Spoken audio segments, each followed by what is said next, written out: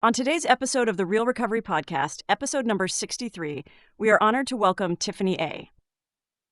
Born inside a Mexican prison and raised between vastly different worlds, Tiffany's story is a gripping account of survival, generational trauma, early responsibility, and eventual recovery.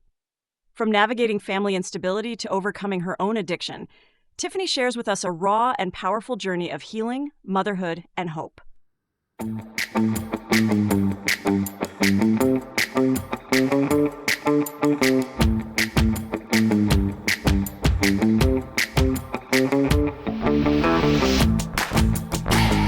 Hello, and welcome to the Real Recovery Podcast. I'm Julie, your co-host. On this journey of healing and transformation, together with my co-host Peter, we dive into the heart of recovery, sharing stories that resonate with courage and inspiration. That's right, Julie. Each episode is a new chapter in this vast narrative of recovery, and we're honored to bring them to you. But keep in mind, the perspectives you'll hear are for informational purposes only and may not reflect the views of the podcast or our partners. Indeed, while these conversations can be a powerful part of your recovery toolkit, they are not substitute for professional medical advice. We encourage you to seek guidance from your healthcare provider for any treatment-related decisions. And if you're facing an immediate crisis, or if you just need to talk to someone who understands, don't hesitate to call the Recovery Crisis Line at 503-223-8569. That number is also on our website. Help is available 24/7. Now let's begin our episode of recovery, real recovery.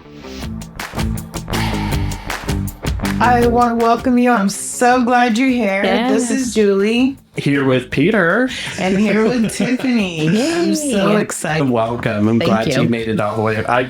You come from a far distance. Yes. Yep. Yep. Southern far, Oregon. But far, relatively speaking. Far to where we never go. I think. Yeah. I grew up. I lived in Chicago for quite some time, and far was really relative. Yes. Place, Yes. I used to commute up to 2 hours a day to my work. So Yeah. I've been to Chicago and did the little bus tour there, and I was just amazed. I'm sure we didn't even cover all of it, but I was amazed at just how big it is, especially coming from the small town there. Yeah. Yeah. I'm from Boston.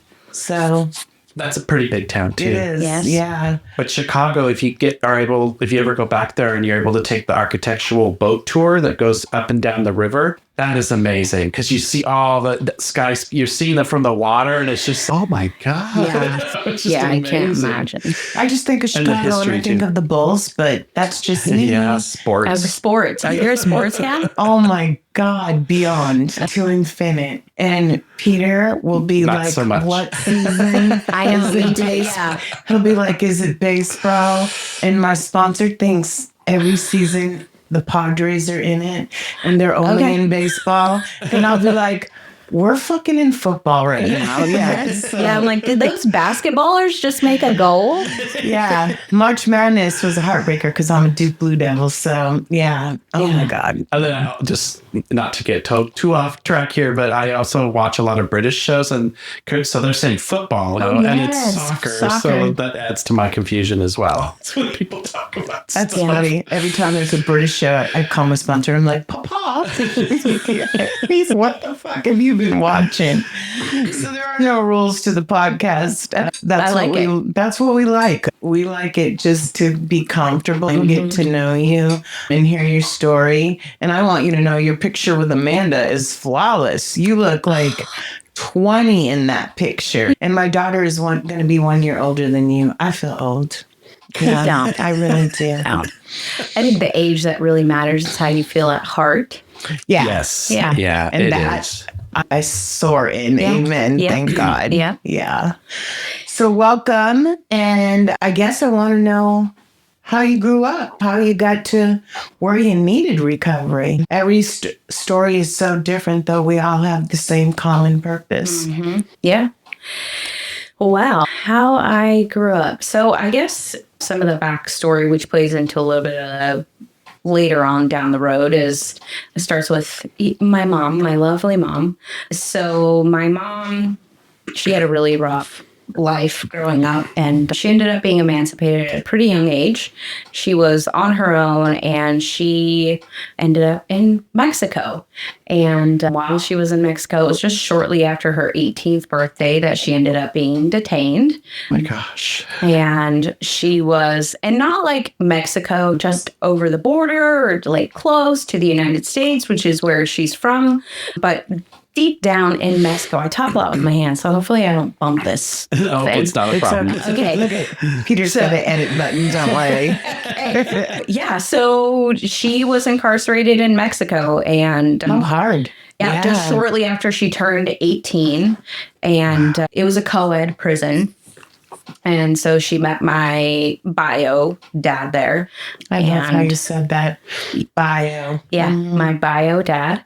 And she gets pregnant with me a few years after she's in there. She ended up having me, I think, shortly before her 20th birthday or before her 21st birthday.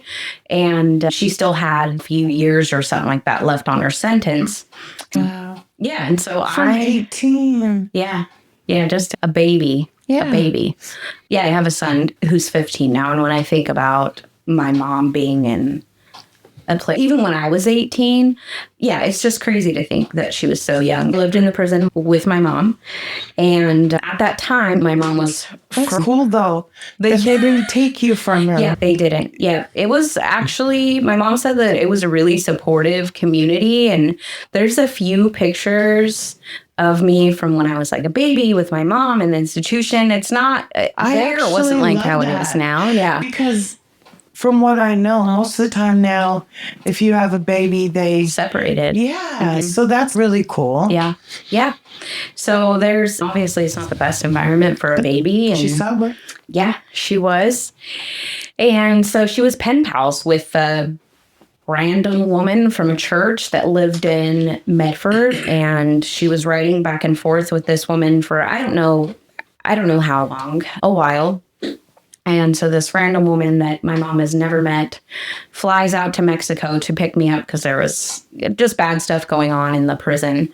And I came to Medford to live with her. And until my mom was ready to be released, my mom paroled to her house. And so this woman was a Christian woman. She took me in and helped raise me on her own until my mom was released. And then she let my mom parole to her house. And That is so good. yeah, so good. So this woman, she's a big part of just my story and kind of helped what shaped who I am. Fast forward, my mom gets out of prison. She's clean.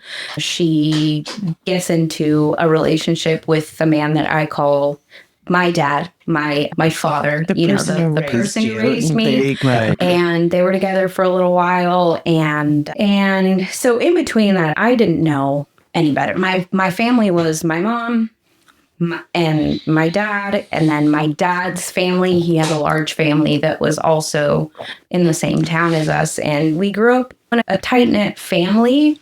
And then I had two younger siblings. My mom had two children after me when she got back. And there was two events, I think, that happened that kind of just sent me or put me on a different trajectory. And the first one that happened was when I was about 7, maybe 8 years old, is basically the entirety of my family was arrested and then deported. Wow. Your whole family. Basically my entire, I mean, my 2, 3, 4 uncles, 2 aunts, maybe 3 aunts. The only people that were left were my mom, my dad, my siblings, and then the people who were my little cousins who were born in the United States. My parents took them in. And so that was, I bet, scarring. yeah, just a really rough moment. I was young. We didn't understand. And it was just like, one day we have a whole entire family, and the next day it's reduced to just like the people who live in my home. And then shortly after that, my mom and dad separated. And I grew up in a pretty religious household.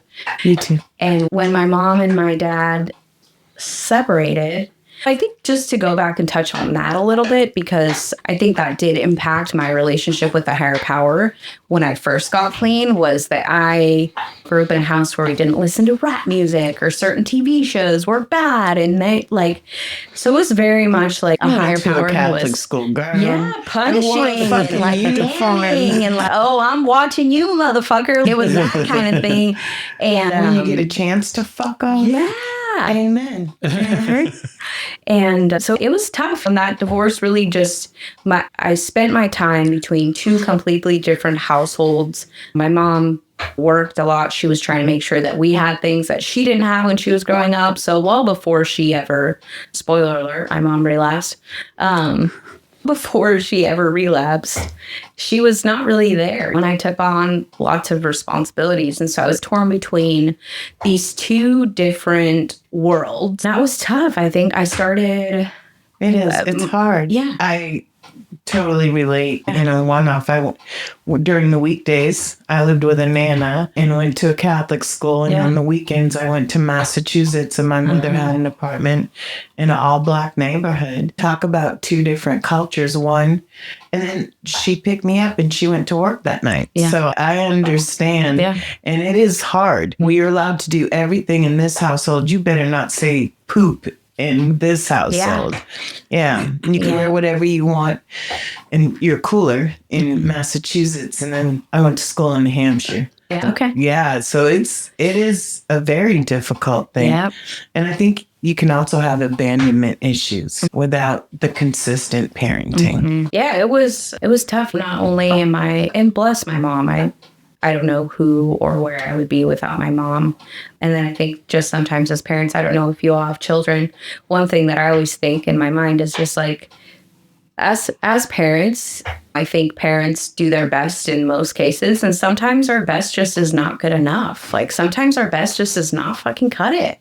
Sometimes we need to try and do better than our best. And so I think that was a situation that I was in. Like I could give a fuck less about going to Six Flags or Disneyland or anything. Like I was a young woman and was raising up little brother. You had to go faster than you didn't really get your whole child or youth experience. Yeah. Yeah. And that's rough too. I think that would leave me feeling that I'd been left without. I'm missing out on everything. Yeah. Was that FOMO or something like that? FOMO, yeah.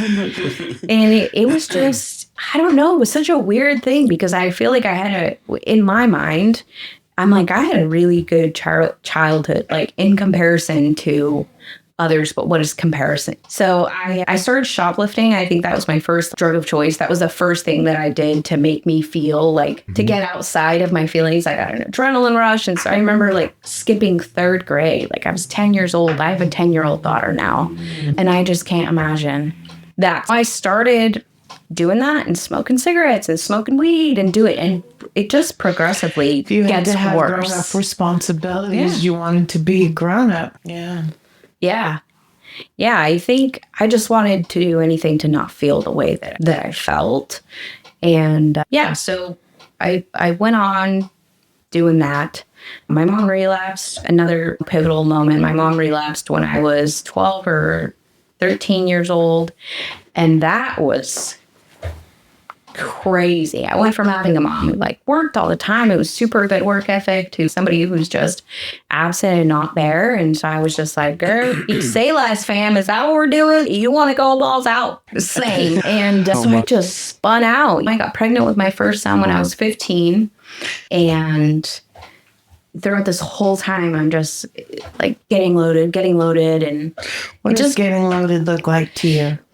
Getting loaded on literally anything and everything. I think I started with shoplifting, cigarettes, marijuana, like the progressive disease. If there's like a timeline, it's like watching basically every milestone that you might see on a commercial or see on I was like, oh, that's the next door. Like after cigarettes comes weed, after weed. And so alcohol, I think about it now just because of I have kids and I'm working in the field and all these things. And I'm just like, it should have been a concern to me when I was 13 years old or 14 years old. And every single time I drank, not everyone around me, every single time I drank, I would get blackout drunk. There was no like, oh, if you beer, like I literally memes and shit on Facebook or whatever, waking up blackout drunk in a field, passed out. Like I have no idea how I got here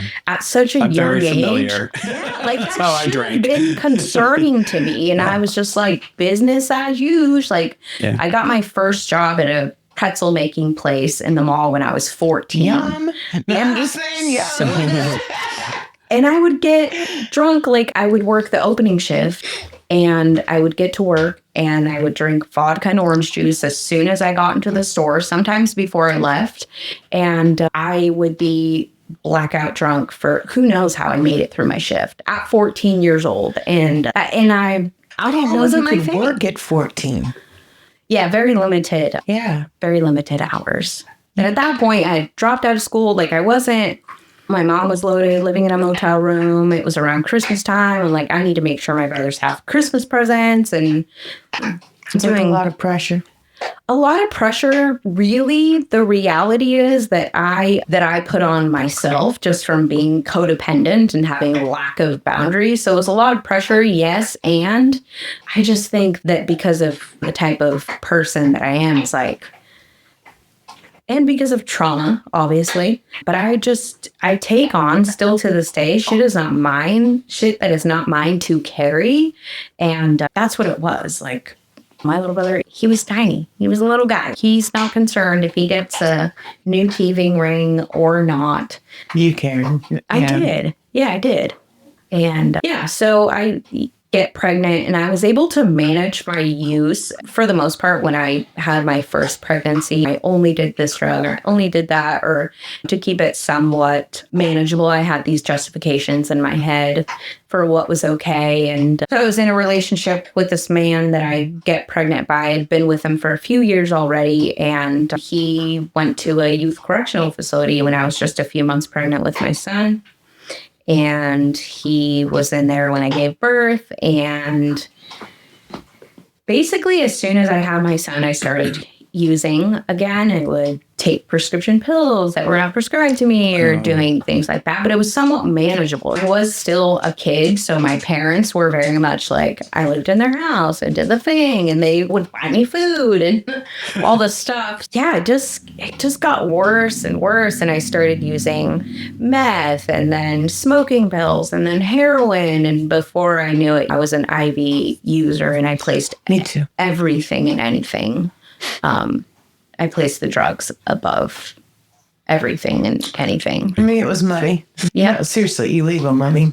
But I'm being involved in the escort service. I never did an escort call. So I shot up first. Yeah. Because it was unfat. Yeah. Going there was, and that too came before my child. I had some little bit of common sense. The doctor told me abort or get off the drugs when I confirmed my pregnancy. And I was like, if I can't get off of it, then I shouldn't have this baby. So I smoked a little bit of weed to get off the meth. And he's like, it's okay. Smoke a little bit of weed.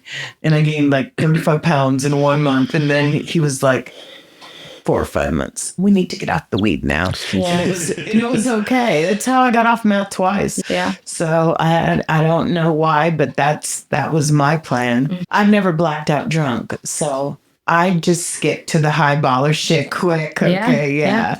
It's crazy. Yeah. I know people would be like, oh, what do you mean? You black out? And I've never blacked out and you're full. And I'm just like, dude, maybe that's because like I have a fucking disease and you don't. Maybe you're just like a regular person who can drink and not fuck up their whole life. So little did I know, like that was actually a sign. I was a blackout drinker and she was a bartender. Okay. And I think the smell of alcohol like to this day makes me nauseous. Yeah. And I think I didn't want to be like her. So why not be an IV drug user instead? Because she never did You any really drugs. showed her, huh? Yeah, I showed her. When I got out of prison, they said, Julie has a drug habit. She's like, Julie? And she's no. And I'm like, okay. Pretty wild. Yeah. You know? But yeah, no. Yeah. It's crazy how we think We think, and how yeah. we justify. Anything, anything. I can rationalize or justify anything. Me too. Anything. Yeah, I can make anything God's will too. I love that. Yeah. So it's just I did the things. I did one of the greatest guys that I know. His name is Paul Rock. He says, Cool name. Yeah, Paul Rock. He says, because I get frustrated. I'm like, what? I just don't understand why people do this and why people do that. And he says, we're just doing what we do until we don't do it no more.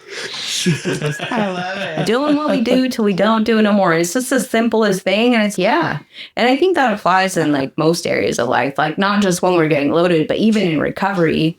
Yeah, just doing what we do till we don't do it no more. And that's what I did. I was just doing what I did till I didn't do it no more. And so I think for my son, my first son, he was about 2.5 years old when he was removed from my care.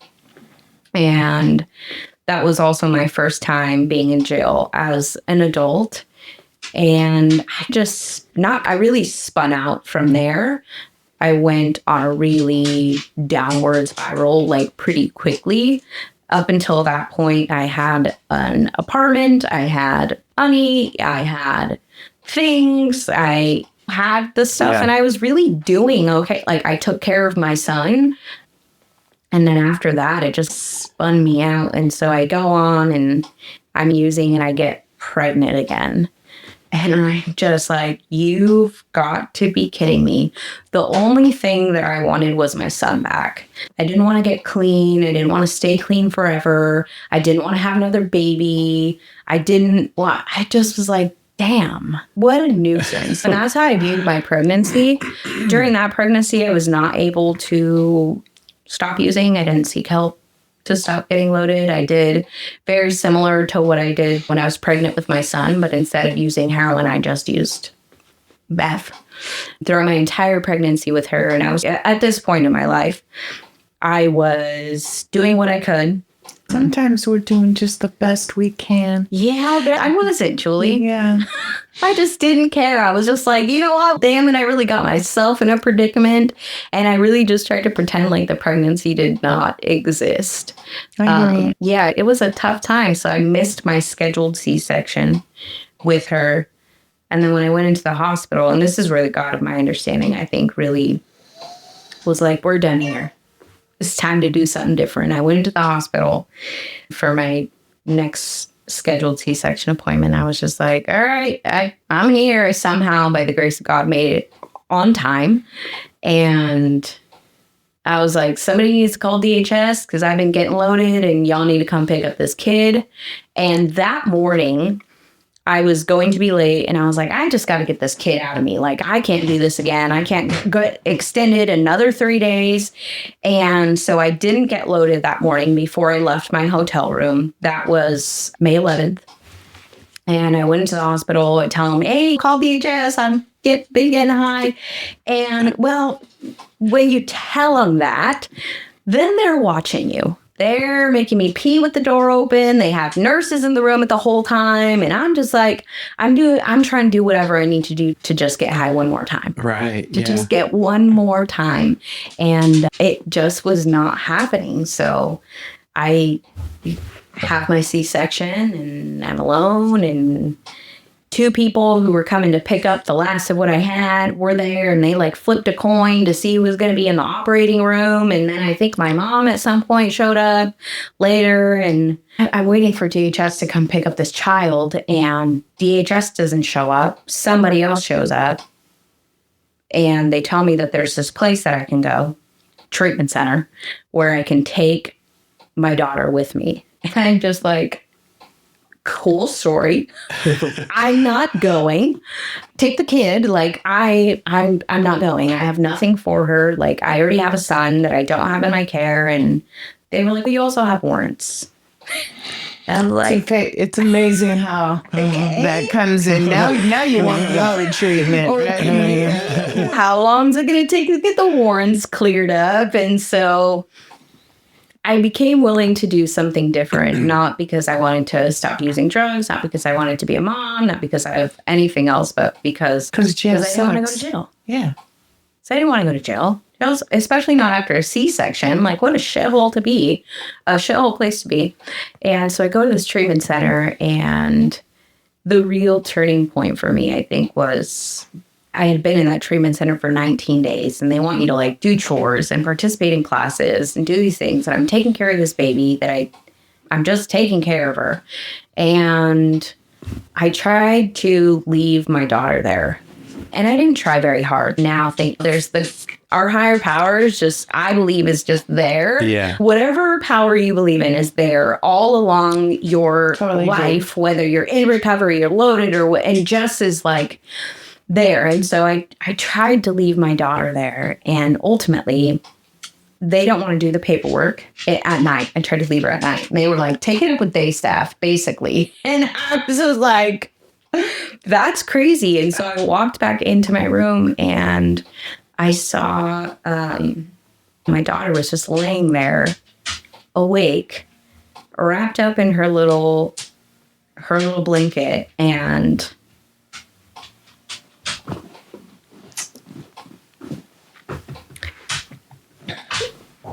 in that moment, I was like, there has to be something wrong with me. There has to be something extremely wrong with me that I'm willing to leave this. Like, she was the most beautiful baby. She was precious. She didn't cry. She was just, and I mean, still to this day, she's so just perfect and pure. I always say there's nothing that I could have done to deserve her. Well, you're doing it now, girl. And yeah, it's been almost 10 years. And I just think that baby is the gift that gave me the opportunity to recover. Wow. And I always think, man, I wish I would have had some like spiritual awakening or some moment that was like, yeah, I want to stay clean forever. And in that moment, it was just like, I think the first time in a long time that I was even willing or able to acknowledge that like I had a problem and that I needed help to fix it. And I did probably everything wrong in the beginning of my recovery journey. When I first got clean, when I decided that I was going to stay clean for a little bit, my goals were to get off probation, to get a part-time job. Familiar. Just to get out. Look, I went to get off probation. I went to AA to get off parole. Yes. Okay, to get my fucking slip signed and to get off parole. Yeah, and then got off parole and decided to fucking stay. And in my story, my podcast, my daughter listened to it for the first time, and she's had a sheltered life because I've been sober since she can remember. Yeah. And she said, oh, thanks for not aborting me. That was the first thing she said. Oh my gosh. And then she said, thanks for getting sober for me. Yeah. Because that's what I did in the beginning. I just didn't want her to go be molested. Yeah. Go through all the bullshit I went through. And I'm so grateful that I broke all those cycles. Yeah. I feel like that's a miracle. Yeah. And I understand because I got high the day I went to court because I knew I was going to prison. So that one time I understood. And then I saw my friend in jail and I stayed up all night and talked to her, which made getting taken into custody a little bit better, believe it or not. But yeah, so I get it. I really get it. I love her. Yeah. Yeah. That's amazing. Yeah. Such precious. I like each one of my kids. And yeah, I think just has brought something so beautiful to my life. Obviously, they're my kids. But aside from that, I think it's so watching my son, my 15-year-old son, navigate his journey in his life and how he's figuring out how he's growing up into, he's a young man. He's not my little baby anymore. And then my daughter, and just watching how she moves through and how she interacts with the world. And then I also have a 4-year-old son who is, gosh, he is wild. He is the funniest, he has his own individual personality, and he's spicy, and he is determined. Like, he doesn't give up for anything. I know kids are tenacious and all those things, but this child is just so intelligent and already just, he's going to do amazing things. And I think of, because recovery is hard too. Like, when people say, "Oh, recovery, what a gift!" Fuck, it's hard. Damn, sometimes it's hard. Sometimes, yes. I'm just like, okay, chill. Like, when are we gonna have a little bit of a break or something? And it's hard, true. But watching them and just how they move through life, and I think being blessed to have met my husband in the recovery community as well. So we are navigating the same path, but each on our own individual journeys. And it just, being in recovery is a beautiful gift. And it's also really hard sometimes. Yeah. I will tell you, I say this all the time, so sorry to our listeners, but I think at 25 years sober was the hardest year of my life. Yeah. Mentally, I would say. Just I was working too much, 75 hours. Yeah, and then I got sick, and then my ear exploded. And then the doctor sent me to the psychiatrist just to make sure I was okay. And she asked me questions nobody had ever fucking asked me in my life. And I was overwhelmed, to say the least. Yeah. So they made me go to IOP. Going to IOP sober, and you're the only motherfucker there that's sober. Yeah. And there's dumb bitches that relapse every weekend and take half the class. Yeah, no. So I'm just like, go to AA. No, what a gift, though, to be able to be in those places. Sometimes I haven't been to a treatment group in a while, but how cool would it be? It sounds like you got the opportunity, but to go twice. I went twice. And just oh my gosh, such a shift in perspective, and I learned more Yeah. about me than I ever learned. I didn't know I had abandonment issues. I didn't know that I had trauma because I was just so determined to be a good mom, to be in the corporate world, to be somebody you could be proud of. Never even taking time for myself. Always going to every kid game. Just shipping just that. And when I went back the second time, I went for stress and mental health. And that's when I really learned. I learned the word rumination. Yeah. I didn't even know what that was. Seriously, 25 years sober, and I didn't know what rumination meant, but I knew I sure did it when they talked about it. I can stop it now. Yeah. And I can stay in the day, which is not an easy thing when shit's going down. Yeah. And I can walk my dog and get out of it. Go to a meeting. So enough about me. The place that you were at. That's what I wanted to know. Do you mind sharing that? What facility it was? Oh my gosh. It's a place that is called officially the Home Program, but everyone where I'm from calls it the Moms Program. And when I showed up to this place, there was 29 other women and their fucking kids there. Holy shit, that's a lot of kids. That's a lot of people. It was insane. And now I'm a girl's girl. Love women. Could not live my life without the women that are in it. 10 years ago, that was not the case. I was like, y'all stay away from me. I always had better friendships, relationships that got along better with men. And so for me to be put in a place with 30 women and myself included. And then each woman had at least one kid. Some women were waiting to get their kids back, and some had multiple children, like up to 4. Holy shit. That's a lot of babies. It was insane. It was insane. And they took us to recovery meetings. And so I had my daughter there. And mind you, I think one big thing too was I was not supposed to necessarily get my son back, the one that had been removed. By the time that I had my daughter, he was almost 6 years old. So I hadn't had him for about 3-4 years.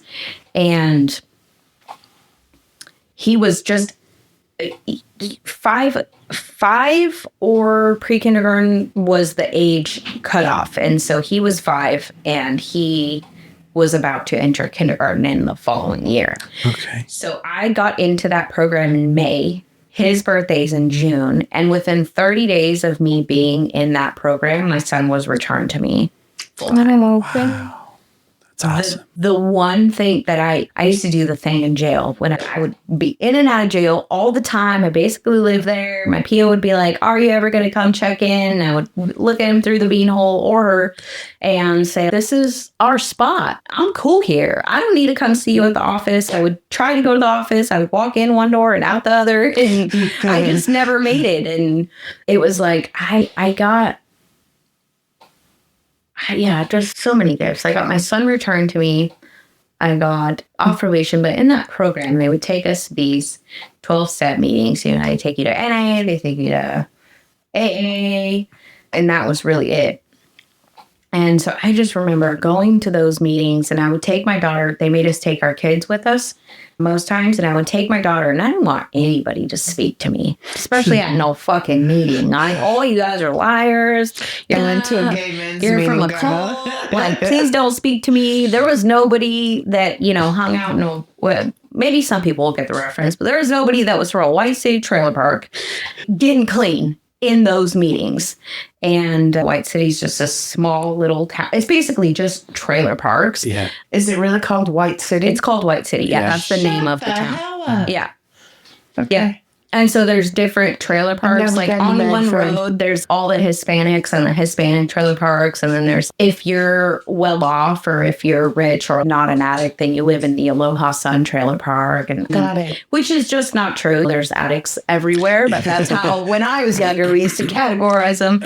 And there was just nobody that looked like me, talked like me, dressed like me. I was 22 when I got clean. There was awesome that fucking is though. I think about that all the time. I lived a long ass life. That 10 to 22 was just too long. It's a lifetime. It was too Yeah, and your lifetime was till 22. It's like you've already lived a life. Yes. I got sober at 32 and I felt blessed. Because it's younger and whatnot. And what a miracle right there. Yeah. Yeah. God is there. God was looking out for you. Every step of the way, every single step of the way. And I think I used to get really frustrated when I was young because I was like, oh, I don't want to go to hell and I don't want to all these things. I don't preach religion either, but I do believe. And I believe in spirituality, period. And I think that's a really hard thing. Like when you grow up like that and you're not given the opportunity to build a relationship with a higher power, it can be damaging, I think, especially for folks entering into the recovery community. And when you're going to work the steps and it says that you have to find a higher power and the God of your understanding is something bigger than you. The higher power did not approve of me and who I was. Yeah. So why would I want to look up to a higher power? And I think that's so beautiful too about the program. I'm a member of a 12-step program and I have been since I got clean, and that's been instrumental. I wouldn't have the life that I have today without it, without the program, without the steps.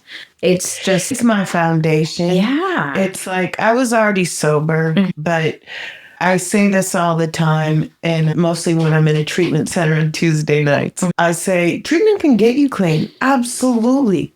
but it's not going to keep you clean. You have to find a foundation of not where you were, but of where you want to be. You want to hang out with sober people, not your bro that's doing the same shit that you were doing. And luckily, part of my parole was I couldn't hang out with anyone that Isn't that crazy though? I couldn't be on 80. Isn't that crazy? I can't with that. I get so funny.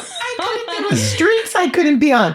They said I couldn't be on 82nd or Northeast Sandy, and I was like, fuck you. I was never on 82nd or Sandy to begin with. Did you see the money in my bank account, bitches? I didn't walk the street, but it was written in my parole and a polygraph test. Yeah. So you can't cheat. I had to take 3 polygraph tests while I was on parole. It's just crazy. Gosh. Yeah. And did they make you pay for them yourselves? Girl. And they took $250,000 out of my bank. My gosh. And I took the promotion charge because it had 24 months or 5 racketeering charges, 1 for each. And those were 5 years apiece because they didn't bust me on the escort service. They busted me on the money. I didn't have anybody get caught. The girl they caught belonged to some other service. Had it not been for all my money being in the bank, but I'm glad I went to prison. Yeah. It was a good time out. It's like it saved me. And I only got high one time after that. And I went to the parole officer and told. Yeah. And she sent me to treatment again. Yeah. And this lady, Tanis, said, girl, I think you really have a chance of making it, but you're going to have to find a meeting and stay there for the rest of your life that you like. And I did. Yeah. Yeah. Do you still go to that same meeting? Oh, yeah. That's where I met Julie. Okay. That meeting. So when I got out of prison, I was the only girl at that meeting. I went to an NA meeting and somebody was high and I couldn't stay. I was like, fuck this shit. And I went to a gay men's meeting the next day. And this guy, James, every day he said to me, I see you tomorrow. And I just cried and cried. And at 6 months, I'm off parole. And I decided to stay. And yeah. And I go to actually about 4 or 5 meetings a week. I Zoom host. I go there on Fridays. I go there on Sundays. Yeah. I go to a treatment center on Tuesday nights with my AA wife. And eventually some girls came. Yeah. And now it's trans, it's gay, it's straight. It is the most opening, Peter? Welcoming meeting. Peter found a home there. And I wouldn't have met Peter if it wasn't for that. And I'm an only child, so I don't have parents. I haven't had them my dad died at 15, and my mom's been gone 20 years. So it is my family of choice. My sponsor is my papa. Yeah. Have you been at your meeting, the same meeting since you got... No, not the same meeting since I got clean. I think my first unofficial home group, I refused to call it my home group just because I had a problem with committing to things, was a women's meeting. And then now my home group is the same place. It's my sponsor's home group. I also switched sponsors about, I think, 5 or 6 years into. I had the same sponsor for the first 5 or 6 years of my recovery, and then I've had the same sponsor for the last, oh my gosh, has it been almost 5 years? It's been almost 5 years since my son was born. Yeah. I had the first sponsor for 23 years until he died. Yeah. And then I have my sponsor. It'll be 5 years on my AA birthday in May. But I knew him for a long time. It's good to note, though, that you don't have to stick with the same sponsor. No. If it doesn't work for you, find, and same with the groups. Yeah. See, that was the same thing for me. I had to find a different group that I felt comfortable in. And once that happened, it's, I've made it. Yeah. Here's my peeps. And now don't he get even does discouraged. the phone list. Okay. Yeah.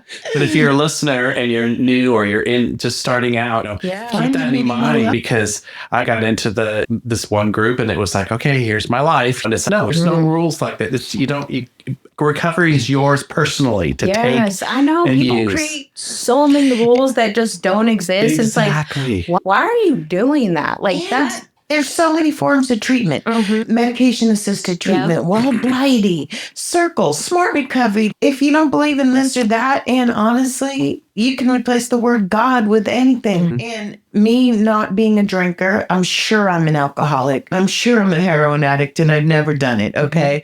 I can be addicted to tennis shoes. Yeah. But you just have to believe that it can get better and take the steps to do so, no matter what the recovery is. Yep. Yeah. I think not trying to do it ever on your own. Like, you can't, I'll just speak for myself. There's some, as we all go through like painful things in life, but my family getting deported, my mom and dad divorcing, my mom relapsing, I lost my little brother when he was 13 years old. There's those things. My Nana, the woman who like rescued me from the prison. She was called Nana? Yeah, that's why I smiled when you said Nana earlier. It's my Nana, bless her. She just passed a few years ago, and she lived a good life. She lived a good life. And my parents dropped me off to her when I was 6 months old. Yeah. And she wasn't a relative, and I stayed there until 11. Yep. Yeah. And because of her, I had clean clothes, meals. I was taught the right thing. Yeah. She loved me more than anyone. I'm positive. Yeah. Yeah. And she was 76 when I went to live with her. Oh, wow. Yeah. Just crazy. Yeah. Gave me that home. Did you keep Those in contact nanas. with your Nana as you got sober? I did, yes. So obviously I was ashamed. And so I stopped having contact with most of my family. The man who raised me, which, gosh, just another gift. He's always, both him and my mom. I was blessed with parents who love and truly care for me. And I know I'm not like, all parents don't love their children, but when we talk about parents showing up, my dad, I think about it all the time. This man came into my life and decided, like, from this moment on, she is mine. That's and raising so somebody awesome. else's child is a beautiful thing. And even after the divorce and my husband now, my husband now is doing the same thing with my older two kids because he's not the bio, but he's the father. He's the dad. Doesn't mean shit. I'm gonna tell you. Guys that help do the conception or whatever. I'm not interested in ever knowing. Currently, I have a brother and a sister and a grandpa I am so fulfilled with the family that I have, with the father, with the man that has raised me. Yeah. I don't feel like I need anything else. Can I tell you, it's just a little different for me with Don, right? That's my dad. But he came into my life when I really needed someone. When I'm going through MRIs, I'm puking in the tube, and I'm going IOP because he's like, you're going to take some time off of work. And I said, we'll see what the doctor says. And the doctor said, your dad is right. You're going to take some time off of work. And everything he said, she like backed up. And it's amazing you get what you need when you need it. Like, I didn't need one earlier. I was good to go. But he came, and honestly, had we not been celebrating Father's Day at your house with this man, that's when me and Peter decided to do the podcast. Yeah. And I told him, Peter, I've never celebrated Father's Day before. Thanks for having us over. It was like a full circle. Thanks, Peter. We do all this shit at Peter's house. We did. Yeah. Peter's fucking Martha Stewart and Mrs. Like shit that, and his mom is flawless. We're just really lucky. Yeah. So how did you get to your current place? That's the last thing I want to know, because I was there before you. I graduated from my class in 94 when I was in prison. Yeah. Yeah, Leticia says I have the oldest. I brought my certificate to the barbecue. Oh, and yes. she said I have the oldest certificate she's ever seen, and it's right after they started. Yeah. Which is 1993 is. I graduated prison October 1994, and I graduated. I went to boot camp. So I fucking Don't keep graduated. us in suspense. What are you talking about? High school? College? No, I graduated from Summit Boot Camp program. I went with 86 inmates. Only 24 made it. I went with 12 girls. Only 2 made it. And you get a time cut, or you go back to prison and do your full sentence. Okay. And I got an 18-month time cut. Wow. So instead of being gone 2 years, I was gone 6 months and 14 days. Yeah. Came out, went to the Y, folded fucking towels in the bottom of the Mallory Hotel and had my child back in 30 days. Yeah. And never let go of her again. Yeah. Yeah. And I can say I graduated from prison. Not many people can say that. But the program Is Pathfinders. There And we it was go. Breaking Pathfinder Barriers Network. was the class. Okay. Yeah. And the blue book, just like your colors. I learned a lot. I learned a lot about thinking errors, about being a victim, being unique. Like, I still remember the class. Like, I won the alcohol and drug award out of that class.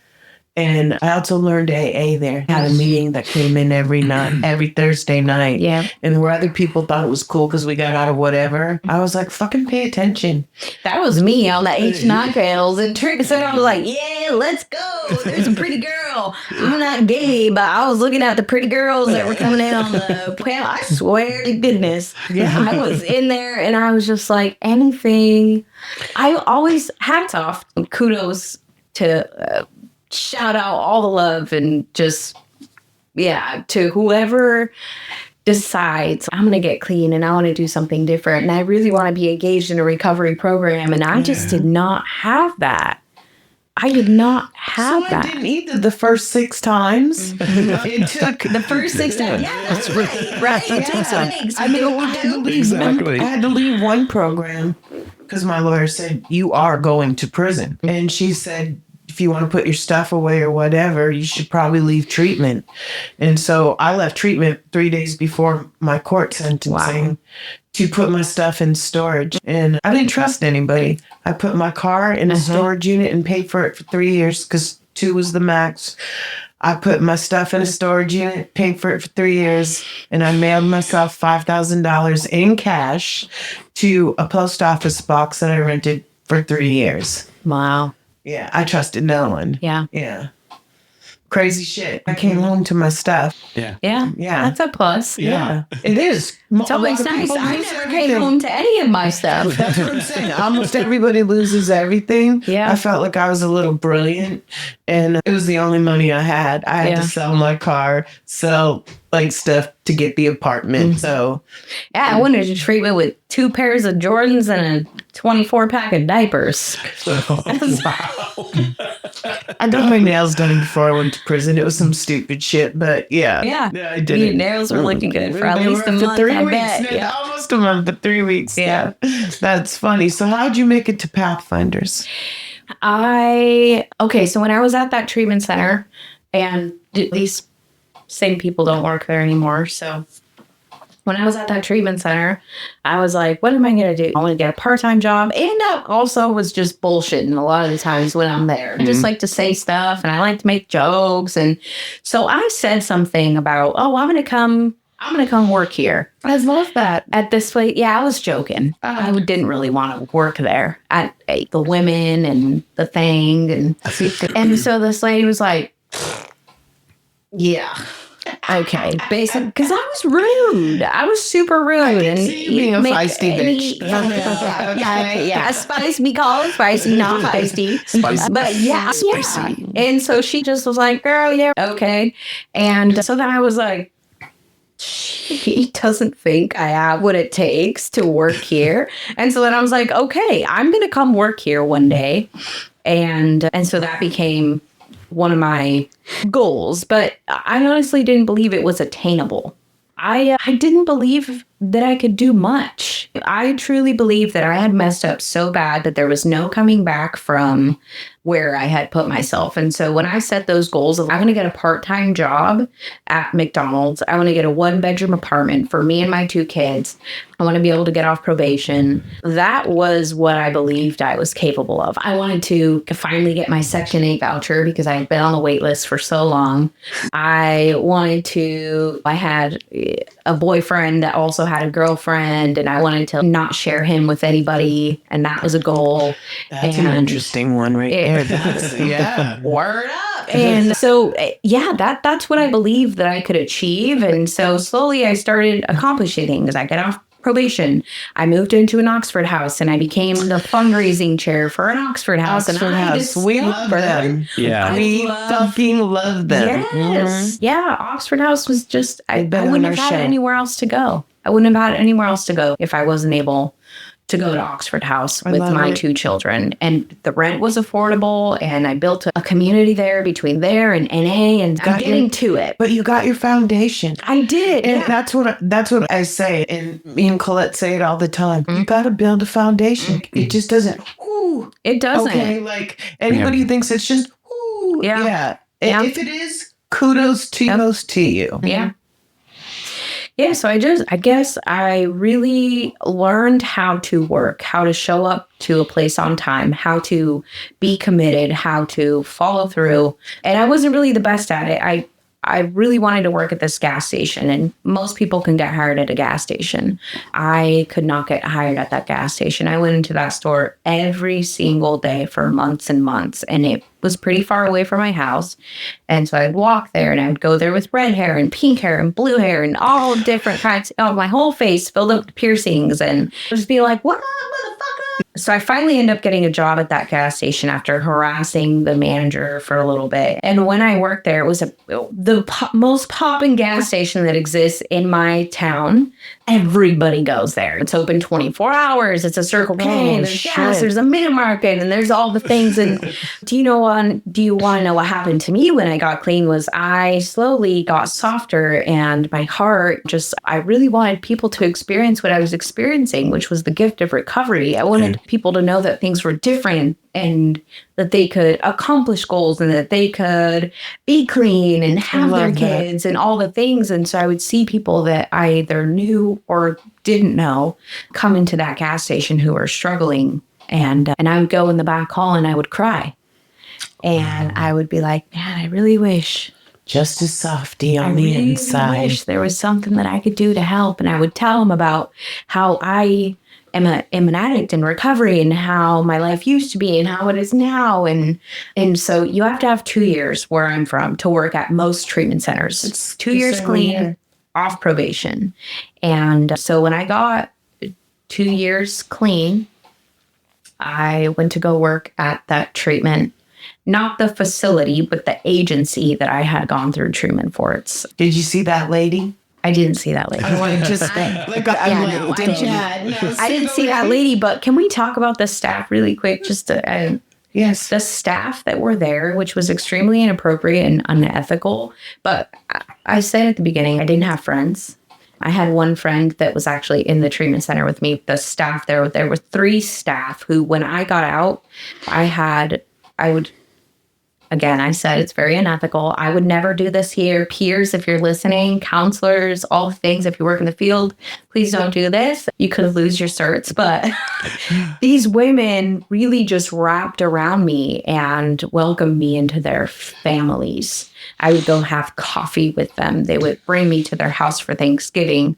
They would show up for me for every single event, whether it was a celebration or a really rough moment. And that's what helped show me that, like, you can trust women in recovery. You can trust other women. And so I go work at that treatment agency, and then I go work for another one with the treatment court program.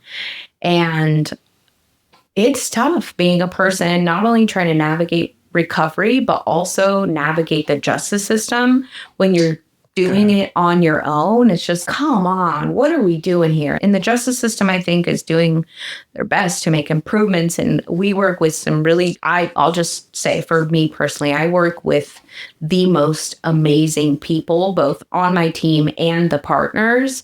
And so that was something that I was really passionate about. And so the Pathfinder Network did not have any programs where I was, but they got a new contract for services that were going to be provided with the probation office, which is where I was on probation, where I navigated. And my supervisor, at the time he was my supervisor, now he's one of my bestest friends, more like a,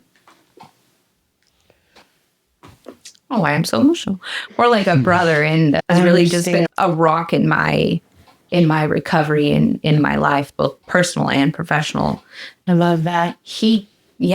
I mean, you can't live without him. We can't live without the Peters and the Julies and all. Like, we have to have those relationships. And so he was like, I'm jumping ship. I'm going to the Pathfinder Network. And I was like, say less, fam, me too. Like, I'm going wherever you're going. That's awesome. And so that's how I ended up there. I started off as a lead peer support specialist, and that was in January of 2021, and the program expanded there. And then, so we started just in one county, in Jackson County, and then expanded to Marion, and then expanded to Multnomah. And we've just built this beautiful, beautiful thing where I get to show up as who I am as a human, not a director, a manager, a lead peer, a lead, but like Tiffany with all my lived experiences, all of the things that in my mind made me ineligible or disqualified me from ever making something of myself.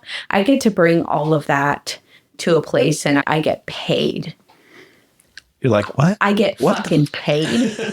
That's what, when I got my CRM, it was Crazy. for the podcast. And then I wanted to be a CRM. Yeah. And that's still my goal. Yeah. It's going to happen. That's what I wanted. I don't ever want to wear nylons again. Yeah. Or a business suit. I say it all the time. And I know what's going to happen is going to happen and whatnot. But I think sometimes for me, it was so important to be in the corporate world, right? Because when I got sober, there wasn't peer support services. There wasn't CRMs. There was sponsors. Yep. And I have a sponsee who, I love you. She's trans and she has taught me so much. I love them. And I'd like to answer your question about the 7th step. I don't like the 7th step. I just want to tell you why. I don't like the 6th step. And it's not because I don't think they need to be done. Yeah. I don't like the word character defects. I like the word opportunities. We have opportunities. Yeah. Some of my character defects I still have, and some of them are good. But I work on my opportunities all the time. Yep. And being less judgmental, which, oh my God, in the last 3 years has gotten amazingly compared to how it was when I first came in. And what's important, money is no longer important to me. Yeah. I just need to pay my bills. But there are opportunities, and you never know when you're going to learn these lessons. No. Because for me, it was just enough to not stick a needle in my arm and to get off parole at first. Then it was enough to be a good mom. And my daughter's never been molested like I was. She owns her own home. She just refinanced her mortgage, and she's 11 months sober. Wow. And she didn't have to go down the pitiful aisle. I said to her, I think you're drinking too much. And she went to treatment. I was like, okay. Imagine that. Imagine somebody just If only I had those smarts back in the day. And I didn't push it because I knew if I pushed it, they ain't gonna listen to you because I wouldn't have listened to you. Yeah. Yeah. It just That's what crazy. getting back to Pathfinders and a lot of the other services that we've talked with, that peer mentorship, having that experience. Yeah. And when the other person on the other side is bullshitting you or doing things because you're like, I did that too. I'm on to you. I can tell that in a heartbeat. Yeah. The thing is, who cares? Yeah.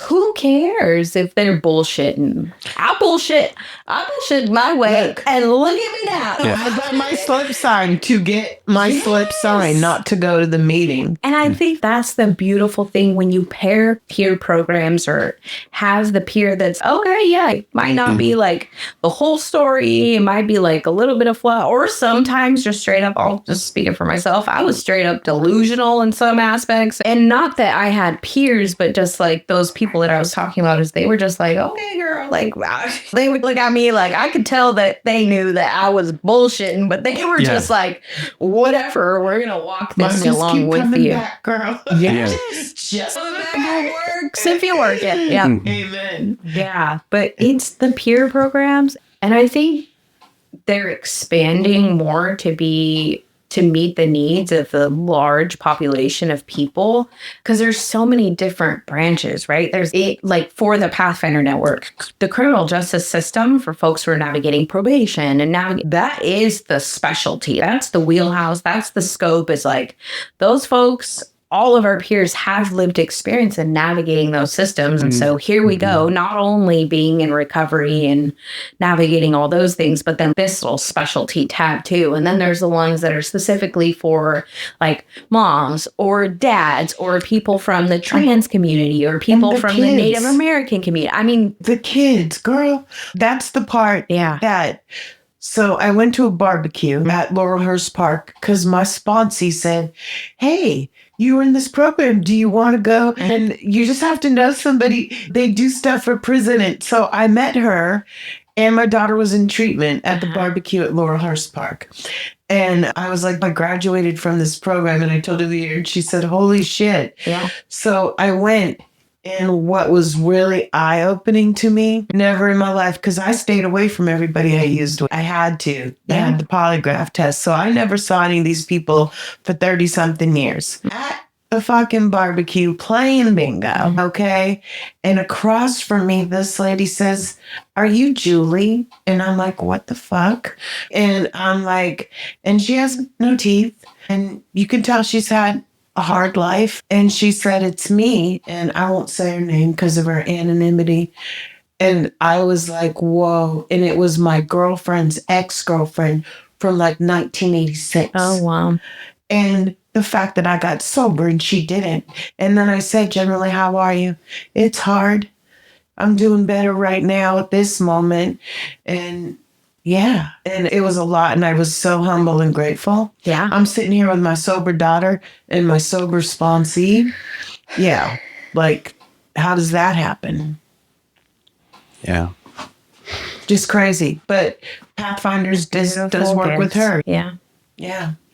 And I think breaking barriers, people don't understand. And I think that's what you do, okay, is you break down some of the barriers and, like, maybe that is getting to your parole officer or getting to your court appointment or getting ID to get a job. I met a lot of your peers that day, and because we did this count thing, and it was awesome. Like, I felt like it was a good day. Yeah. Yeah, that was a good day there. And I won bingo, and I gave it to this really loud lady that it was her birthday. And she ended up crying, thanking me, and then she went to our meeting. I invited her to my meeting and she went. Okay. And I was like, whoa. Yeah. Don't you love that when you invite? And because it's weird. I don't know. I'm like I'm a very weird. I'm trying to keep it together for y'all. Still being like who I am. But also I'm fucking weird. Sometimes I look around the world and just be like, how did we actually get on this planet? And what if the world just started saying, so... But how do I get to stay sober? Yeah. Like, why me? Yeah. Why? Yeah. Sometimes I feel guilty. Like, why is this person so fucked up? My daughter's father died of an overdose. Like, why did I get to be the parent? I'm grateful, please. But the cycles, for lack of a better way to describe it, but it's like these cycles where you come full circle, like just crossing paths, not even knowing each other, and then having these memories today where we're like, I was there, I remember you on this, and you're like, what? All these things that go around. You're like, why did I have to go through all the shit that I went through and hit the bottom that I had to? Why couldn't have I had an easy, oh yeah, maybe I am drinking too much, let's go to treatment. Why couldn't it have been easy? You never know what those, but then all of a sudden you see things start to come back around and you're like, oh, I can help my family member who's struggling, or I could do this podcast, you know, all these things that come together, and you're just like, life is so bizarre. It's so bizarre. Yeah, I was just talking about one of my sponsees just celebrated. She just got released from Coffee Creek about 9 months ago, and she just celebrated 4 years clean. Shout out. Yeah, shout out Lyric. Yeah, I always think in my recovery, I have gone through some really hard things. More recently, after the last few years, I think, after I had my last child, I had postpartum depression for the first time ever. And it was rough. And I just like, why am I going through these things? And it's really easy to feel like a a victim instead of being focused. Instead of being focused on what's the solution, because you can't, there's so many things that we're powerless over. And like you were saying, the cycles and the circles is sometimes, damn, dude, do I really have to go through this right now? And then I see some of the things that my sponsees are going through, or other people that I love and care about, or that, it's that that's why I went through that. But how cool is it that now I know how to navigate and move through this? And like, you get to go through it sober, because going through it fucked up is worse on any day. Exactly. Yeah, I can't even imagine having a bruise on my arms. I'll let him take blood out the front of my hand, because I don't want to look like my man that I don't have manhandled me, because I bruise so easy. But no, it totally makes sense. I know you have to go, but is there any last things that you want to say to our people? Pearls of wisdom. We're up to 10,000 listeners, like in a year. Okay, we're 32nd in Australia, and we don't know why, except for David, probably. Except for David. David goes to our meeting via Zoom at night. Okay. And spent $68 mailing this mofo a Real Recovery podcast shirt and cards. Yeah, I think so along the lines of what you were saying is like understanding the why is one thing that I truly believe, and similar to what I was saying about my daughter and just how perfect she is. And it's like, there's nothing that I personally have done to deserve to be in recovery or clean above any other person. I think I don't personally. I'm going to tell you. And I disagree, okay? And I'm just going to be honest with you, okay? What you did, and it might not have been in the beginning in me either, but at some point in time, you made a decision. Yes. And that's that. And then you did the work, and you're still doing the work. Yep. By helping others. That's the 12th step. Us carrying the message on the podcast, it probably does me and Peter more good. Like, we've gone through and continue to go through some shit. And it is our like fucking highlight. So I disagree politely. Yeah, no, that's what I was saying. Not like me as a human, like nothing that I personally have done or nothing that I possess makes me any more deserving than the next person. Is like the gift of recovery is available to everyone and anyone, regardless of age, race, lack of religion, creed, all the things. And I have busted my ass. And that's the part I meant. Yeah. Like I have busted my ass and I continue to do the work, even when I don't want to, even when literally anything else sounds more appealing than taking a personal inventory or reaching out to someone else in recovery or doing the next right thing, even when nobody's watching. And sometimes because I have built recovery patterns, I have centered my life around the recovery program. I have a God of my understanding. I go to meetings. I work the steps. I am of service, and I don't get loaded no matter what. And no matter what, Claude. Yeah, no matter fucking what. And everybody has access to that. And not everybody. Sorry. No, and it's free. Yeah, it's free. It's free. Fucking free. It's free. And not everybody's gonna like you or love you, and you're not gonna love everybody. But somebody else that I know in the program says the people in the program or in my recovery love me enough that I don't even notice the ones who don't. And whoever those people are. Oh, can you say that one more time? That was a good one. The people in my recovery or in my circles or in my life, apply, insert the blank. The people in my love me so much that I don't even notice the ones who don't. Yeah, that's awesome. And like, how cool is that? That's so I like how you say it better, because what I say is that we're all there for the same purpose, right? And I can love everyone for that, because I want everyone that comes to a meeting to have recovery. But then I say bitchy, right? And I say, but that doesn't mean I have to go to lunch with everyone. But I do have to respect them in the meeting, because we're there for the same purpose. So it's my lunch thing that gets a little bitchy. Let's just keep respectful and kind and like honest and funny and light and all these things. And I think sometimes, especially nowadays, I think people take things really seriously, and there's lots of really real heavy, tough shit that's happening in the world and that should not be taken lightly. And like, people are struggling, going through it. And so we can't move through this world like we're the only ones who are being impacted by whatever's going on in our town, in our home, in our personal life. Like, just be just loving and kind. And that doesn't mean that you have to be all up in somebody's face. Exactly. But just like, Exactly. be I'm respectful. Like, I've never known to anyone in recovery. Like, and everyone I hang out with is in recovery. Yeah. I really don't know. You know what I'm saying? When you hang around for a long time. My recovery's evolved into my life. Yeah. But Yes. in the beginning, it was just very separate. My dormy life and my recovery life. And good, because I was at that time still on the fence a bit and dipping back out and trying to do more research.